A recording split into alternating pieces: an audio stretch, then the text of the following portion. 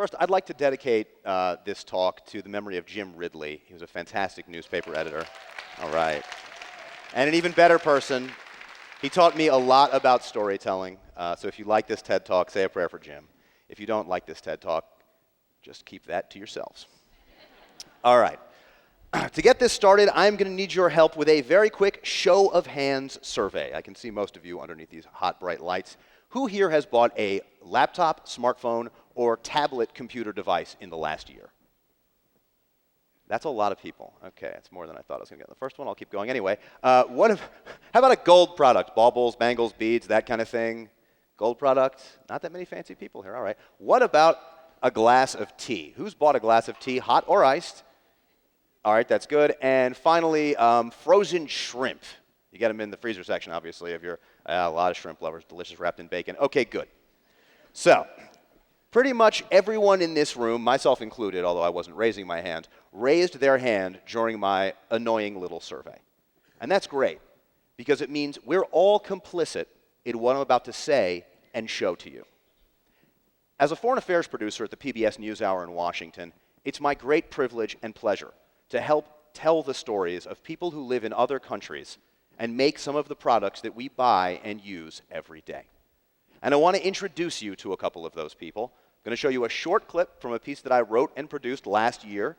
These pictures were shot by Larry Price of the Pulitzer Center for Crisis Reporting. These best friends, Dooku and Yoyo, 8 and 10 years old, earn just a few dollars a day, every day, mining gold in Sulawesi, Indonesia. Yoyo's mother thinks it may be all they ever do. I have a plan to get out of here, just no money.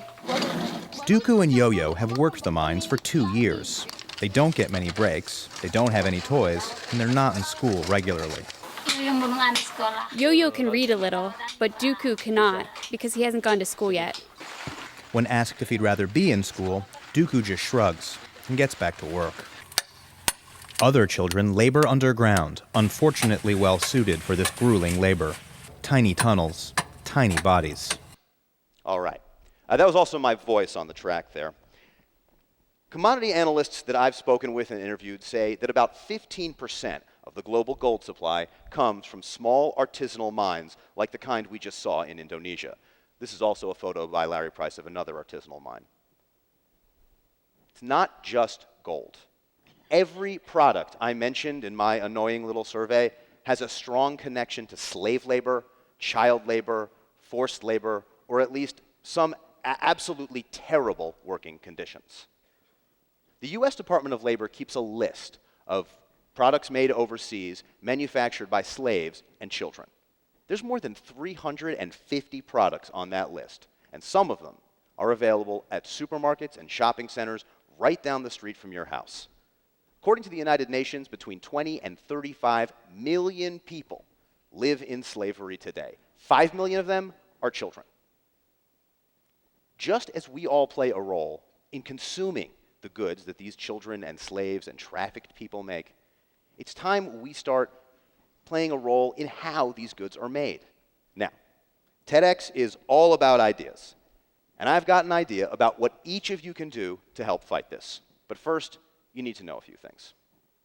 Right off, if you look at the US Department of Labor's list of slave and child-made goods, you may not recognize a lot of them or use a lot of them. I sincerely doubt many people in this room have consumed beef from the African nation of Chad. At least, I really hope not. But that tall, cool glass of sweet tea you had with lunch, or the piping hot mug of Assam breakfast blend you started your day with, that's a very different story. The United States gets a lot of our tea from India, where it's grown on these massive farms called tea plantations, and each leaf is picked by hand by tea pickers. According to academics, researchers, and journalists that have visited these plantations, they're horrible places. The workers, they live on the plantations, they live in ramshackle huts with holes in the roofs, right next to open sewers. This slide is from a bunch of researchers at Columbia University. You can see on the right, you see a water source top right there. That's a water source they use for cooking and washing. On the left, that's an open sewer. It's just a pit of human waste. Same deal down here. On the right, you've got open sewers, and on the left, you've got where food is being prepared. And these are right next to each other, okay? The workers on these plantations make about $3.50 a day.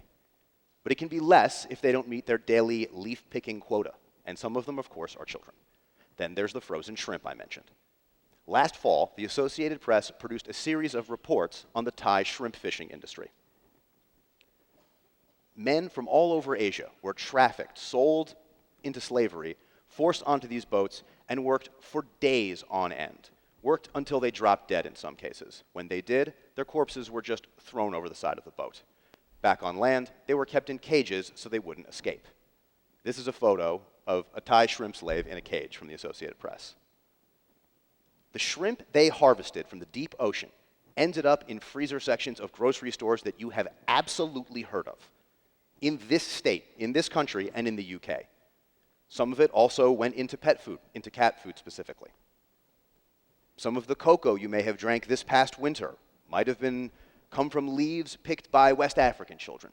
The soccer balls your children kick around on the weekend might have been hand-sewed by someone else's kids in China or India.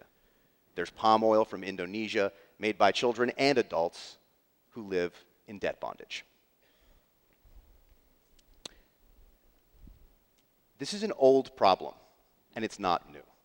I mean, in the history of the world, has anyone ever wanted to live or work, in a coltan mine? Of course not. And it's very, very hard to avoid these products, even if you could. I host a podcast for the PBS NewsHour. It's called Shortwave. And it's all about the connection of foreign affairs and American life. I interviewed one of the researchers from that Columbia team that worked on the tea plantation study in India. He told me there's no such thing as fair trade tea. Sure, there are organizations that will label a product or a supply chain as fair trade, but that's not often indicative of anything. He was on plantations that had the fair trade label, and he saw children picking leaves. On other plantations with no such labels, he didn't see any kids. We've had this problem for a long time, and it hasn't always been an Asia-Africa issue either. 1906, The Jungle, a novel by Upton Sinclair about the terrible conditions in American factory life.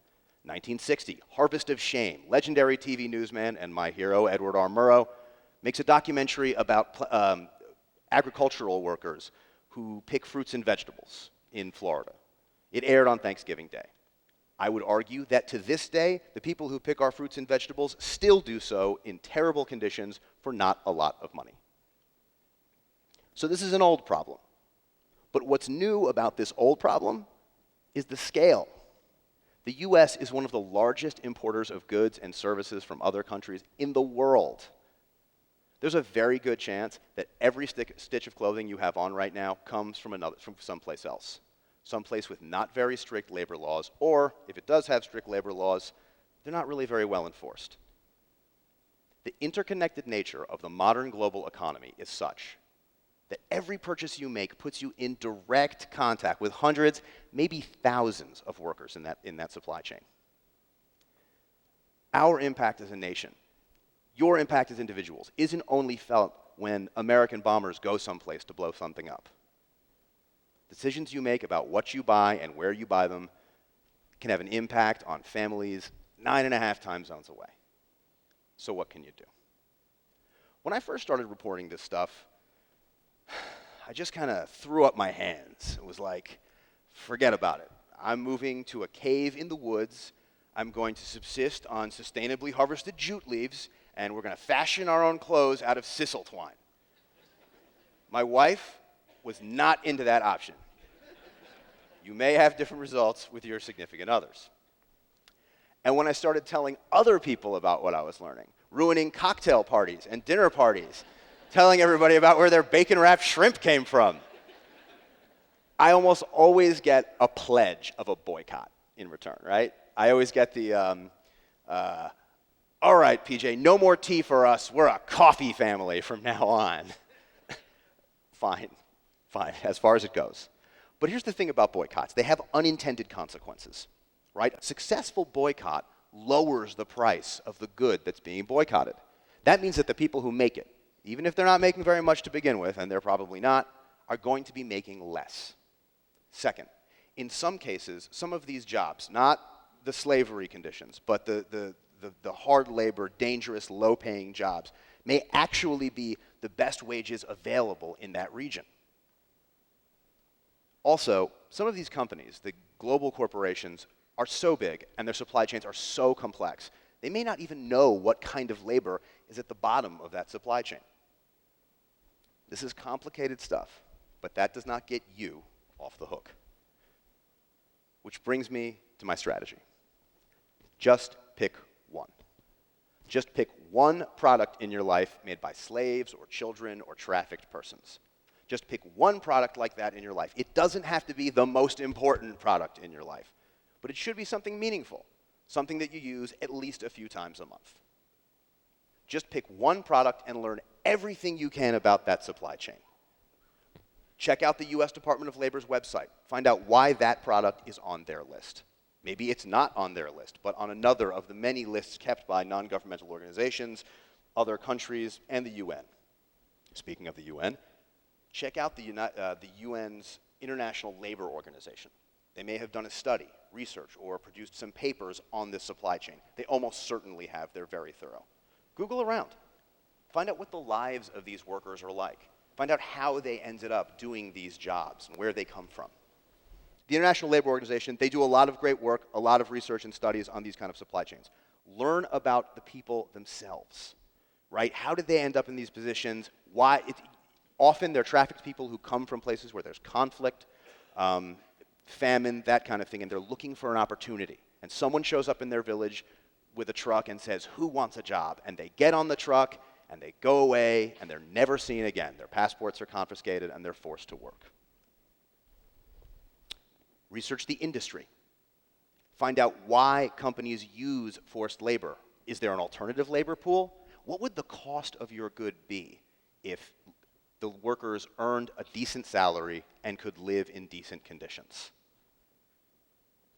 Maybe there's a non-governmental organization or a nonprofit that focuses on this product or supply chain or the region in which it's made.